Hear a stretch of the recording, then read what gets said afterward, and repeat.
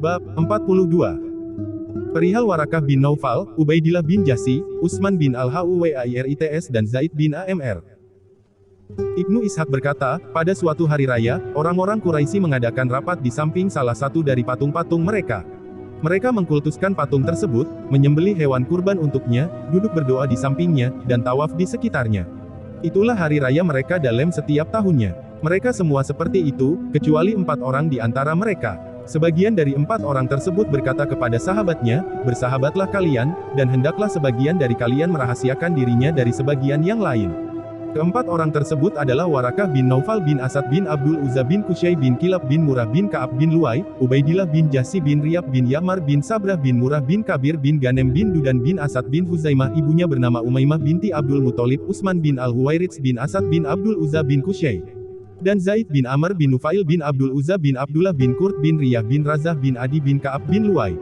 Sebagian di antara mereka berkata kepada sebagian yang lain, demi Allah, belajarlah kalian, karena kaum kalian tidak berada pada sesuatu yang bisa diandalkan. Sungguh mereka telah menyimpang dari agama nenek moyang mereka, Ibrahim. Bukan batu yang kita tawaf di sekitarnya, karena batu tidak mendengar, tidak melihat, tidak bisa memberi madarat, dan tidak bisa memberi manfaat. Sahabat-sahabatku, carilah kebaikan untuk diri kalian.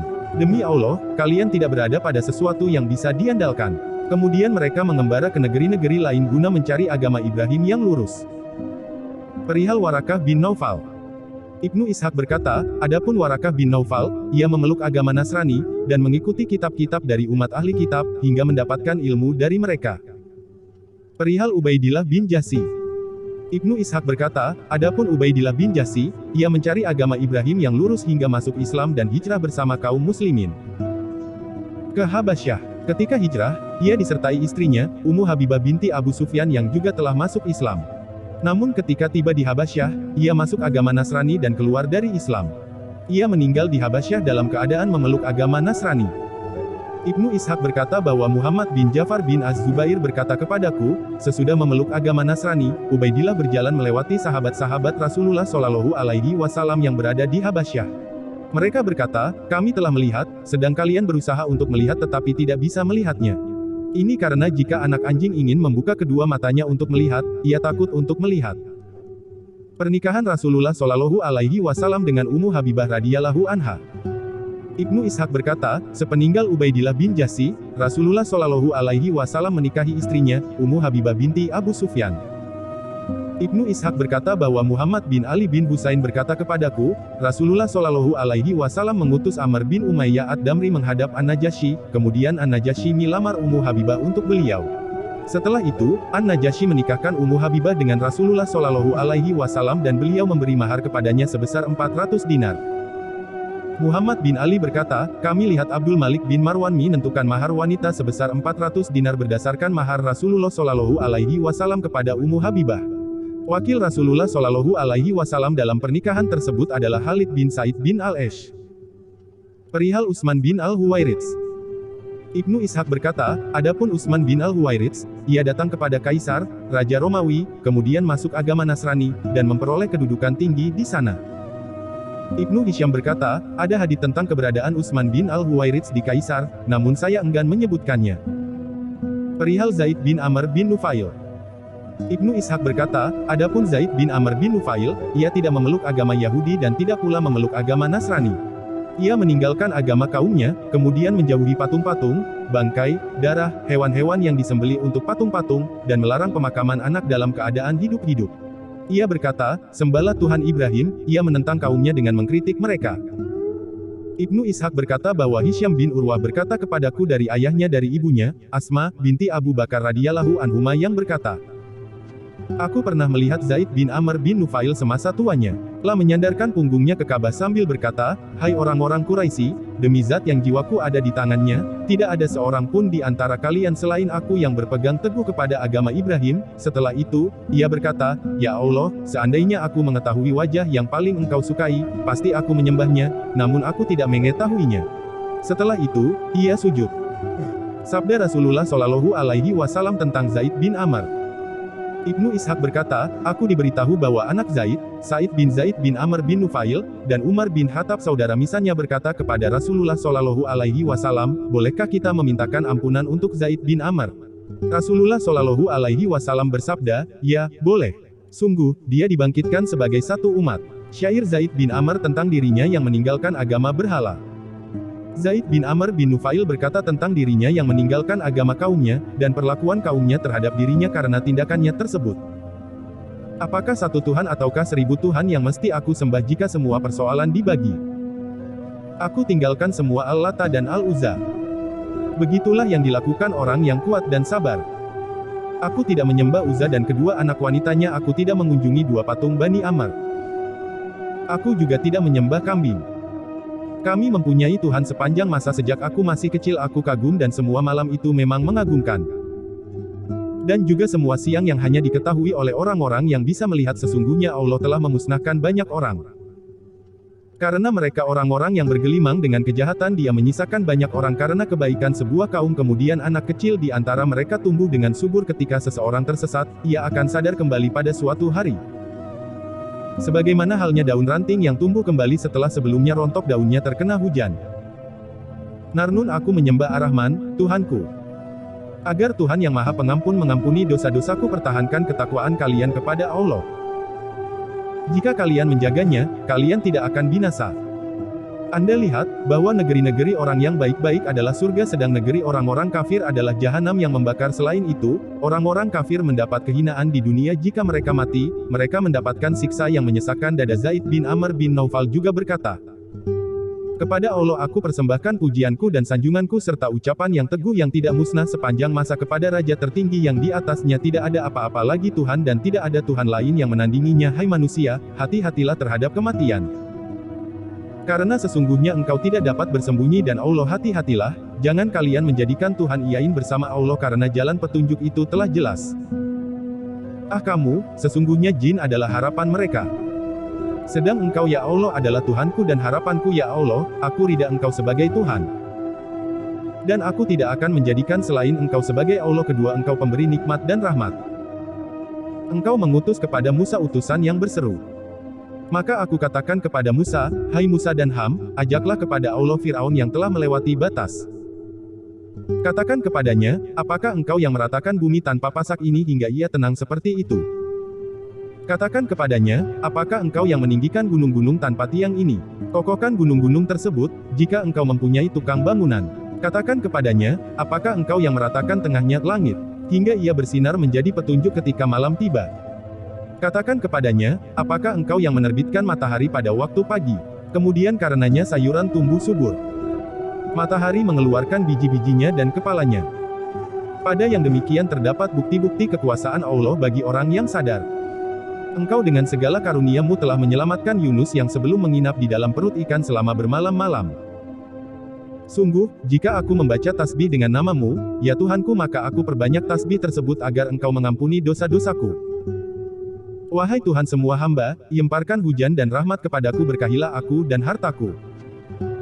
Ibnu Hisyam berkata, bait syair di atas adalah milik Umayyah bin Abu Eshsalf dalam syair-syairnya, kecuali dua bait pertama, bait kelima, dan bait terakhir.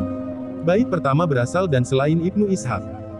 Zaid bin Amr juga berkata mengkritik istrinya, Safiyah binti Al-Hadrami. Nasab Ai-Hadrami. Ibnu Hisyam berkata, nama Al-Hadrami adalah Abdullah bin Ibad bin Akbar, salah seorang dari Sadaf. Nama Sadaf adalah Amr bin Malik Ahas As-Sakun bin Ashras bin Kindi. Ada yang mengatakan Kindah bin Saur bin Murta, bin Afir bin Adi bin Al-Harts bin Murah bin Adat bin Zaid bin Masa, bin Amr bin Arif bin Zaid bin Kahlan bin Sabah. Ada yang mengatakan Murta adalah anak Malik bin Zaid bin Kahlan bin Sabah. Zaid bin Amr mengecam istrinya.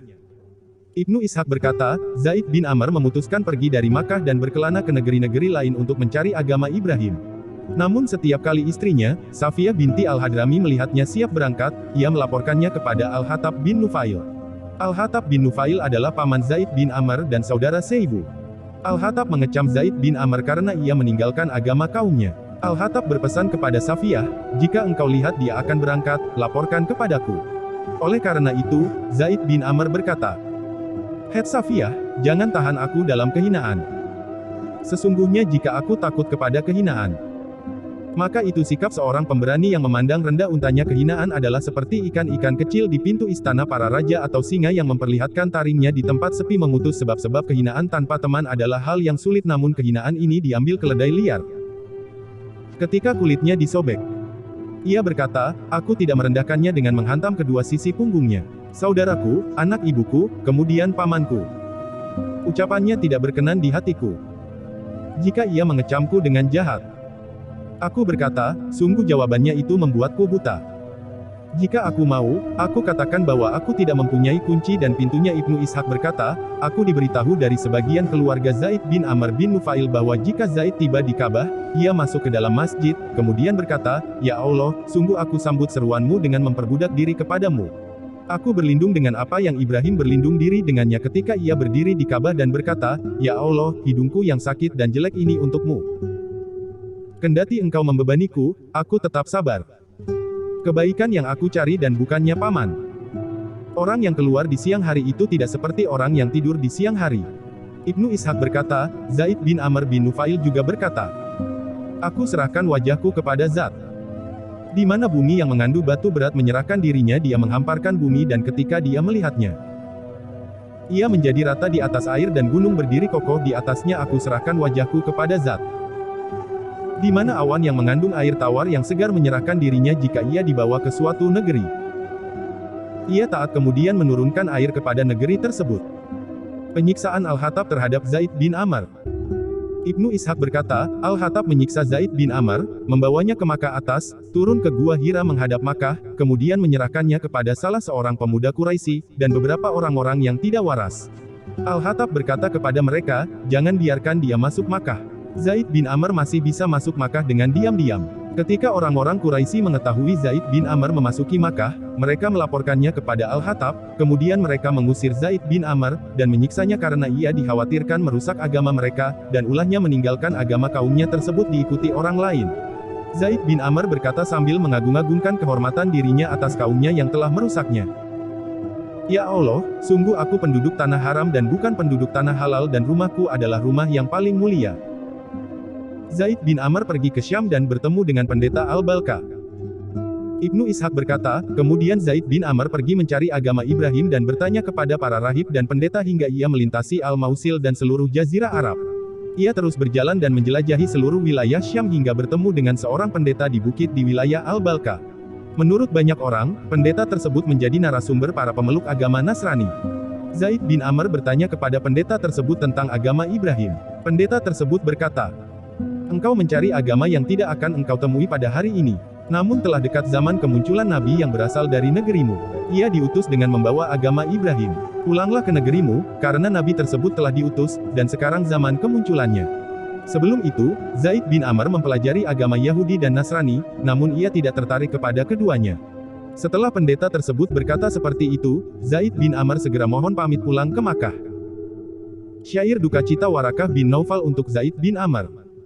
Ibnu Ishaq berkata, ketika Zaid bin Amr tiba di pertengahan negeri-negeri Lakem, penduduk setempat menangkapnya dan membunuhnya. Ketika Warakah bin Naufal mendengar berita kematiannya, ia menangis kemudian berkata, hai anak Amr, engkau telah mendapatkan petunjuk dan nikmat, engkau jauh dari tungku api dan terlindungi daripadanya karena engkau menyembah Tuhan yang tidak ada Tuhan lain seperti Dia, karena engkau meninggalkan patung-patung takhut. Karena engkau telah mendapatkan agama yang engkau cari, engkau tidak pernah lalai dari mentauhidkan Tuhanmu. Kemudian engkau berada di negeri yang mulia. Di dalamnya engkau bersenang-senang dengan kenikmatan, di dalamnya engkau bertemu dengan kekasih Allah Ibrahim. Engkau tidak termasuk orang-orang sombong yang masuk ke dalam neraka. Terkadang rahmat Allah itu menjumpai manusia. Kendati ia berada di bawah yang terdapat 70 lembah. Ibnu Hisham berkata, ada yang mengatakan bahwa dua bait pertama dan bait terakhir pada syair di atas adalah milik Umayyah bin Abu Eshsal. Ucapan Warakah bin Naufal, patung-patung takhut, berasal dari selain Ibnu Ishaq. Oh. Bab 43. Sifat Rasulullah Shallallahu Alaihi Wasallam dalam Injil. Penjelasan Isa bin Maryam tentang kenabian Rasulullah Shallallahu Alaihi Wasallam. Ibnu Ishaq berkata, aku mendapat informasi bahwa di antara yang diterangkan Isa bin Maryam dalam Injil untuk orang-orang Nasrani tentang sifat Rasulullah Shallallahu Alaihi Wasallam yang ia terima dari Allah, ialah apa yang ditegaskan Yohanes Al-Hawari kepada orang-orang Nasrani ketika menulis Injil untuk mereka dari zaman Isa bin Maryam alaihi salam, dan di dalamnya disebutkan tentang kedatangan Rasulullah Shallallahu Alaihi Wasallam kepada mereka. Yohanes Al-Hawari menegaskan bahwa Isa bin Maryam berkata, siapa saja yang membuatku marah, sungguh ia membuat Tuhan marah. Seandainya saja aku tidak mengerjakan di depan mereka tindakan-tindakan yang belum pernah dikerjakan oleh seorang pun sebelum aku, pasti mereka tidak mempunyai dosa. Namun sejak sekarang mereka sombong dan mengklaim telah menghiburku dan juga menghibur Tuhan. Tapi kalimat yang ada pada Jibril harus terrealisir. Sungguh mereka telah membuatku marah dengan batil. Seandainya saja Al-Munhamana telah datang kepadaku, dia yang diutus kepada kalian dari Allah Ruhul Kudus, dia yang berasal dari Tuhan telah keluar, ia menjadi saksi atas aku dan atas kalian juga. Karena sejak dulu kalian bersamaku dalam hal ini, maka hal ini aku katakan kepada kalian, agar kalian tidak mengeluh. Dalam bahasa Ibrani, Al-Munhamana berarti Muhammad, dan Muhammad dalam bahasa Romawi ialah Paraklet. Semoga solawat dan salam terlimpah kepada Rasulullah Shallallahu Alaihi Wasallam. Oh. Bab 44. Muhammad Shallallahu Alaihi Wasallam menjadi Nabi. Allah mengambil perjanjian kepada para nabi agar mereka beriman kepada Muhammad Shallallahu Alaihi Wasallam. Ibnu Ishaq berkata bahwa Abu Muhammad bin Abdul Malik bin Hisham berkata kepadaku bahwa Ziyad bin Abdullah al-Bakai berkata kepada kami dari Muhammad bin Ishaq al-Muttalibi yang berkata, ketika Muhammad, Rasulullah Shallallahu Alaihi Wasallam berusia 40 tahun, Allah Tabaraka wa Ta'ala mengutusnya sebagai rahmat bagi alam semesta, dan pemberi kabar gembira bagi seluruh manusia. Sebelumnya Allah Tabaraka wa Ta'ala telah mengambil perjanjian kepada semua nabi agar mereka beriman kepadanya, membenarkannya, dan menolongnya dalam menghadapi orang-orang yang menentangnya. Allah juga mengambil perjanjian dari mereka agar menyampaikan hal tersebut kepada orang-orang yang beriman kepada mereka dan membenarkan mereka, dan menyampaikan kebenaran yang mesti mereka tunaikan. Allah Ta'ala berfirman kepada Muhammad Shallallahu Alaihi Wasallam. Dan ingatlah ketika Allah mengambil perjanjian dari para nabi, sungguh, apa saja yang aku berikan kepada kalian berupa kitab dan hikmah, kemudian datang kepada kalian seorang rasul yang membenarkan apa yang ada pada kalian, niscaya kalian akan sungguh-sungguh beriman kepadanya dan menolongnya. Allah berfirman, apakah kalian mengakui dan menerima perjanjianku terhadap yang demikian itu? Mereka menjawab, kami mengakui. Allah berfirman, kalau begitu saksikanlah, hai para nabi, dan aku menjadi saksi bersama kalian. Ali Imran, 81. Jadi Allah Ta'ala mengambil perjanjian dari semua nabi agar mereka membenarkan Rasulullah Shallallahu Alaihi Wasallam, menolongnya dalam menghadapi orang-orang yang menentangnya, dan menyampaikan perjanjian tersebut kepada orang-orang yang beriman kepada mereka, dan membenarkan mereka di antara pengikut Taurat dan Injil.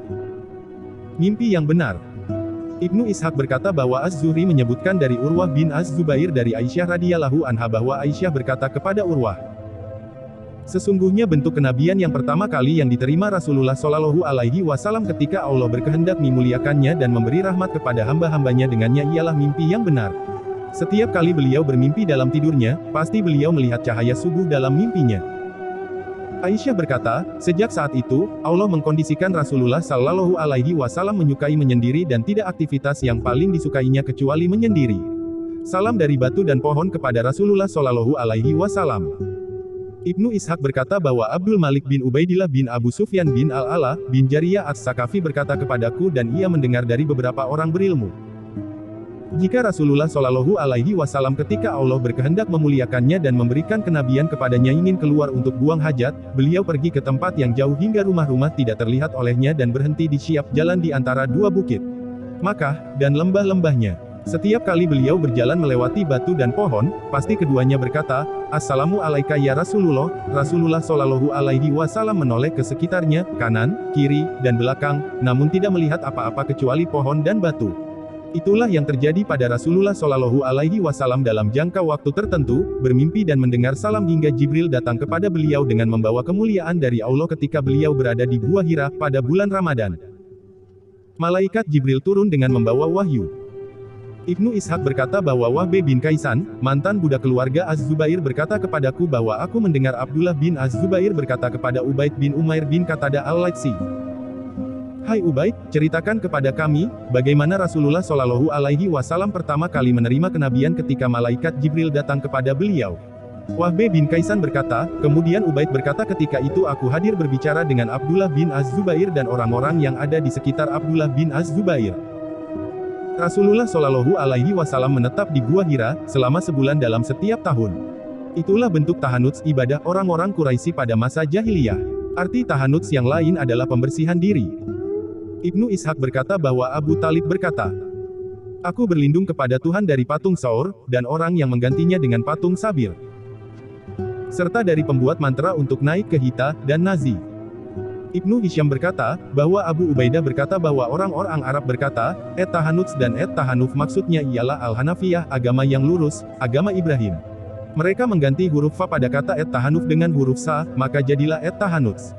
Ini sama seperti mereka berkata, jadaf dan jadats. Arti kedua kata tersebut adalah sama yaitu kuburan. Rubah bin Al-Ajai berkata, seandainya batu-batuku bersama ajdaaf kuburan. Yang dimaksud dengan kata ajdaaf pada syair di atas adalah ajdaats. Bait syair di atas terdapat pada kumpulan syair Rubah bin Al-Ajai, sedang bait Abu Talib di atas terdapat pada kumpulan syairnya yang akan saya sebutkan pada tempatnya, insya Allah. Ibnu Hisham berkata bahwa Abu Ubaidah berkata kepadaku, bahwa orang-orang Arab berkata, fuma sebagai ganti kata suma. Mereka mengganti huruf fa dengan huruf sa. Kedatangan malaikat Jibril kepada Rasulullah Shallallahu Alaihi Wasallam di Gua Hira. Ibnu Ishaq berkata bahwa Wahbe bin Kaisan berkata kepadaku, bahwa Ubaid berkata, pada bulan itu, Rasulullah Shallallahu Alaihi Wasallam menetap di Gua Hira. Beliau memberi makan orang-orang miskin yang datang kepada beliau. Usai melakukan hal itu, aktivitas pertama beliau ialah pergi ke Ka'bah sebelum pulang ke rumahnya. Beliau tawaf di sekitar Ka'bah sebanyak 7 kali atau lebih. Usai tawaf, beliau pulang ke rumah. Itulah yang terjadi hingga pada bulan di mana Allah berkehendak memuliakan beliau dengan mengutus sebagai nabi pada bulan Ramadan. Pada bulan tersebut, beliau pergi ke Gua Hira, seperti biasanya dengan diikuti keluarganya. Pada suatu malam Allah memuliakan beliau dengan memberi risalah dan merahmati hamba-hambanya dengan beliau, datanglah malaikat Jibril dengan membawa perintah Allah Ta'ala. Rasulullah Shallallahu Alaihi Wasallam bersabda, Jibril datang kepadaku pada saat aku tidur dengan membawa secari kain dibaj dan di dalamnya terdapat tulisan. Malaikat Jibril berkata, bacalah. Aku berkata, aku tidak bisa membaca. Malaikat Jibril mencekik leherku dengan kain dibaj tersebut hingga aku merasa seolah-olah sudah mati, kemudian ia melepas cekikannya dan berkata, bacalah. Aku menjawab, apa yang harus aku baca? Malaikat Jibril kembali mencekik leherku dengan kain dibaj tersebut hingga aku merasa seolah-olah sudah mati, kemudian ia melepas cekikannya dan berkata, bacalah. Aku berkata, apa yang harus aku baca? Jibril kembali mencekik leherku dengan kain dibaj tersebut hingga aku merasa seolah-olah sudah mati. Kemudian ia melepas cekikannya, dan berkata, bacalah. Aku berkata, apa yang harus aku baca? Aku berkata seperti itu dengan harapan ia mengulangi apa yang sebelumnya ia lakukan terhadap diriku. Kemudian ia berkata, bacalah dengan menyebut nama Tuhanmu yang menciptakan. Dia telah menciptakan manusia dan segumpal darah. Bacalah, dan Tuhanmulah yang maha pemurah, yang mengajar dengan perantaraan kalam. Dia mengajarkan kepada manusia apa yang tidak diketahuinya. Al-A'la, 1-5. Aku pun membacanya, sedang Jibril pergi dan hadapanku. Setelah itu, aku bangun dari tidurku dan aku merasakan ada sesuatu yang tertulis dalam hatiku. Kemudian aku keluar dari Gua Hira. Ketika aku berada di tengah-tengah gunung, tiba-tiba aku mendengar suara dari langit, Hai Muhammad, engkau utusan Allah dan aku adalah Jibril. Aku hadapkan kepalaku ke langit, saat itu kulihat Jibril menjelma seperti orang laki-laki yang membentangkan kedua lututnya ke ufuk langit. Jibril berkata lagi, Hai Muhammad, engkau utusan Allah, dan aku adalah Jibril. Aku berdiri untuk melihatnya tanpa maju dan mundur. Aku arahkan pandanganku kepadanya di ufuk langit, dan aku tidak melihat arah manapun melainkan aku lihat dia berada di sana. Aku berdiri diam terpaku, tidak maju dan tidak mundur, hingga akhirnya Khadijah mengutus orang-orangnya untuk mencariku. Mereka tiba di Makkah atas dan kembali menemui Khadijah, sedang aku tetap berdiri di tempatku semula. Rasulullah Shallallahu Alaihi Wasallam menceritakan apa yang dialaminya kepada Khadijah. Ibnu Ishaq berkata bahwa Wahbe bin Kaisan berkata kepadaku bahwa Ubaid berkata, kemudian Jibril pergi dari hadapanku, dan aku pulang menemui keluargaku. Ketika aku bertemu Khadijah, aku duduk di pahanya, dan bersandar padanya. Khadijah berkata, Hai Abu Al-Qasim, di mana engkau berada? Sungguh, aku telah mengutus orang-orangku untuk mencarimu hingga mereka tiba di Makkah atas, kemudian pulang tanpa membawa hasil. Rasulullah Shallallahu Alaihi Wasallam berkata, kemudian aku ceritakan kepada Khadijah kejadian yang baru aku alami. Khadijah berkata, saudara misanku, bergembiralah, dan tegarlah. Demi zat yang jiwa Khadijah berada di tangannya, sungguh aku berharap kiranya engkau menjadi nabi untuk umat ini. Khadijah menceritakan apa yang dialami Rasulullah Shallallahu Alaihi Wasallam kepada Warakah bin Naufal. Ibnu Ishaq berkata bahwa Wahb bin Kaisan berkata kepadaku bahwa Ubaid berkata. Khadijah berdiri dan mengemasi pakaiannya kemudian pergi ke rumah Warakah bin Naufal bin Asad bin Abdul Uzza bin Qusay, saudara misannya. Warakah adalah pemeluk agama Nasrani, membaca kitab-kitab, dan mendengar dari orang-orang Yahudi dan Nasrani. Khadijah bercerita kepadanya persis seperti yang diceritakan Rasulullah Shallallahu Alaihi Wasallam kepadanya, bahwa beliau melihat dan mendengar sesuatu. Warakah bin Naufal berkata, Maha suci Allah, demi zat yang jiwa Warakah ada di tangannya, jika apa yang engkau ceritakan benar, wahai Khadijah, sungguh suamimu didatangi Jibril yang dulu pernah datang kepada Musa. Sungguh suamimu adalah nabi untuk umat ini. Katakan padanya agar ia bersabar. Kemudian Khadijah pulang menemui Rasulullah Shallallahu Alaihi Wasallam dan menceritakan perkataan Warakah bin Naufal kepada beliau. Rasulullah Shallallahu Alaihi Wasallam bertemu Warakah bin Naufal. Ibnu Ishaq berkata bahwa Wahb bin Kaisan berkata kepadaku, bahwa Ubaid berkata. Usai melakukan penyendirian di Gua Hira, Rasulullah Shallallahu Alaihi Wasallam melakukan aktivitas-aktivitas yang biasa beliau lakukan. Beliau pergi ke Ka'bah, dan tawaf di sekitarnya. Ketika beliau sedang tawaf, beliau bertemu dengan Warakah bin Naufal. Warakah bin Naufal berkata kepada beliau, Keponakanku, ceritakan kepadaku apa yang telah engkau lihat dan engkau dengar. Rasulullah Shallallahu Alaihi Wasallam menceritakan apa yang beliau lihat dan dengar kepada Warakah bin Naufal. Warakah bin Naufal berkata, Demi zat yang jiwaku berada di tangannya, sungguh engkau adalah nabi untuk umat ini. Sungguh telah datang kepadamu malaikat Jibril yang dulu pernah datang kepada Musa. Sungguh, engkau pasti akan didustakan, diganggu, diusir, dan diperangi. Seandainya aku berada pada hari itu, pasti aku menolong Allah dengan pertolongan yang diketahuinya. Kemudian Warakah bin Naufal mendekatkan kepalanya kepada Rasulullah Shallallahu Alaihi Wasallam dan mencium ubun-ubun beliau. Setelah itu, Rasulullah Shallallahu Alaihi Wasallam pulang ke rumahnya. Khadijah radhiyallahu anha mencari kejelasan tentang wahyu. Ibnu Ishaq berkata bahwa Ismail bin Abu Hakim, mantan budak keluarga Az-Zubair berkata kepadaku bahwa ia diberitahu dari Khadijah radhiyallahu anha. Khadijah berkata kepada Rasulullah Shallallahu Alaihi Wasallam, Hai saudara misanku, bisakah engkau bercerita kepadaku tentang sahabatmu, malaikat Jibril, yang datang kepadamu? Rasulullah Shallallahu Alaihi Wasallam menjawab, Ya, bisa. Khadijah berkata, jika ia datang lagi kepadamu, maka ceritakan kepadaku. Tidak lama setelah itu, Jibril datang kepada Rasulullah Shallallahu Alaihi Wasallam seperti biasanya. Rasulullah Shallallahu Alaihi Wasallam berkata kepada Khadijah, Hai Khadijah, inilah Jibril datang kepadaku. Khadijah berkata, Saudara misanku, berdirilah dan duduklah di atas paha kiriku.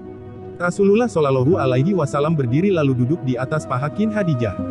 Khadijah berkata, apakah engkau melihatnya? Rasulullah Shallallahu Alaihi Wasallam menjawab, ya. Khadijah berkata, rubah posisimu dan duduklah di paha kananku. Rasulullah Shallallahu Alaihi Wasallam mengubah posisinya dengan duduk di atas paha kanan Khadijah. Khadijah berkata, apakah engkau masih melihatnya? Rasulullah Shallallahu Alaihi Wasallam menjawab, ya. Khadijah berkata, cobalah engkau duduk di atas pangkuanku. Rasulullah Shallallahu Alaihi Wasallam mengubah posisinya dengan duduk di atas pangkuan Khadijah. Khadijah berkata, apakah engkau masih melihatnya? Rasulullah Shallallahu Alaihi Wasallam menjawab, ya. Kemudian Khadijah duduk dengan kepala dan wajah terbuka, serta melepas kerudungnya, sedang Rasulullah Shallallahu Alaihi Wasallam duduk di atas pangkuannya. Khadijah berkata, apakah engkau masih melihatnya? Rasulullah Shallallahu Alaihi Wasallam menjawab, tidak. Khadijah berkata, saudara misanku, bergembiralah dan bersabarlah. Demi Allah, sungguh dia adalah malaikat dan bukan setan. Ibnu Ishaq berkata bahwa aku pernah berdiskusi dengan Abdullah bin Hasan tentang hadits di atas. Abdullah bin Hasan berkata, aku pernah mendengar ibuku, Fatimah binti Husain menceritakan hadits tersebut dari Khadijah, namun aku pernah mendengar ibuku berkata, Khadijah memasukkan Rasulullah Shallallahu Alaihi Wasallam ke dalam dirun, baju rumah wanita, miliknya, kemudian pada saat itulah Jibril pergi dari hadapan Rasulullah Shallallahu Alaihi Wasallam.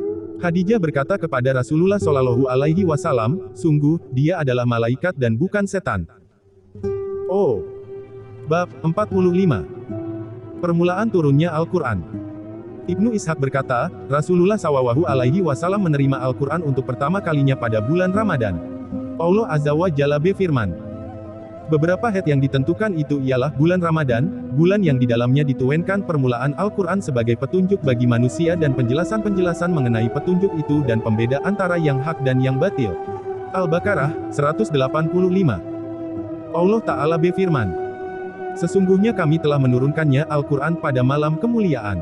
Dan tahukah kamu apakah malam kemuliaan itu? Malam kemuliaan itu lebih baik dari 1000 bulan. Pada malam itu turun malaikat-malaikat dan malaikat Jibril dengan izin Tuhannya untuk mengatur segala urusan. Malam itu penuh kesejahteraan sampai terbit fajar. Al-Qadr, 1-5.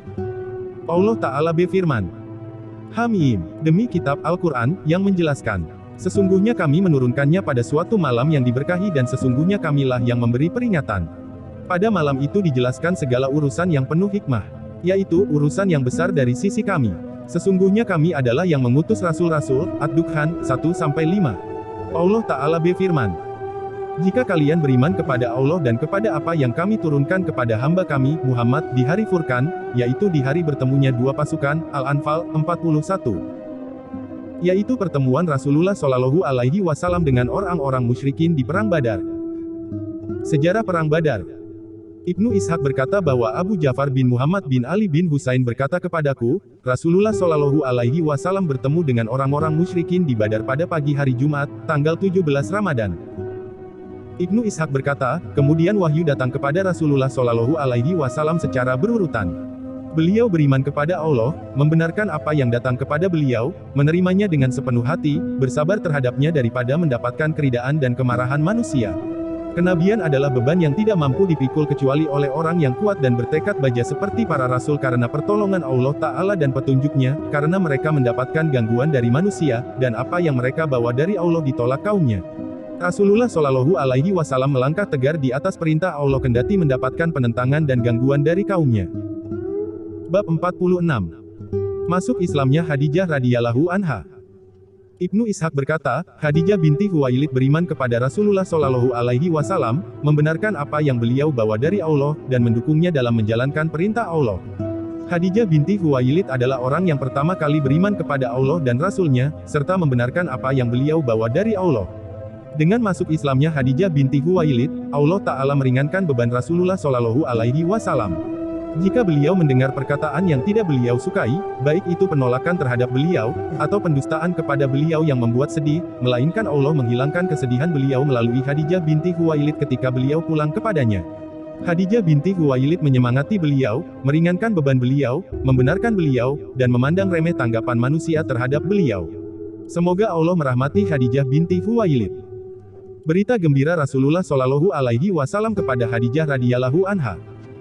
Ibnu Ishaq berkata bahwa Hisyam bin Urwah berkata kepadaku dari ayahnya, Urwah bin Az-Zubair dari Abdullah bin Ja'far bin Abu Talib radhiyallahu anhu yang berkata bahwa Rasulullah Shallallahu Alaihi Wasallam bersabda, aku diperintahkan menyampaikan berita gembira kepada Khadijah berupa rumah dari kosab mutiara yang berongga, yang di dalamnya tidak ada teriakan keras dan kelelahan. Ibnu Hisyam berkata, kosab ialah mutiara yang berongga. Malaikat Jibril menyampaikan salam Allah kepada Khadijah radhiyallahu anha. Ibnu Hisyam berkata bahwa seseorang yang aku percayai berkata kepadaku, malaikat Jibril datang kepada Rasulullah Shallallahu Alaihi Wasallam kemudian berkata, sampaikan salam Allah kepada Khadijah. Rasulullah Shallallahu Alaihi Wasallam bersabda, hai Khadijah, inilah Jibril menyampaikan salam Allah kepadamu. Khadijah berkata, Allah adalah kesejahteraan, darinya kesejahteraan, dan kesejahteraan juga atas malaikat Jibril. Terputusnya wahyu dan turunnya surat Ad-Duha. Ibnu Ishaq berkata, setelah itu, wahyu terputus dari Rasulullah Shallallahu Alaihi Wasallam hingga beliau sedih karenanya. Kemudian Jibril datang kepada beliau dengan membawa surat Ad-Duha. Dalam surat Ad-Duha, Allah Ta'ala dialah yang memuliakan beliau bersumpah kepada Rasulullah Shallallahu Alaihi Wasallam bahwa dia tidak meninggalkan beliau dan tidak benci kepada beliau. Allah Ta'ala berfirman,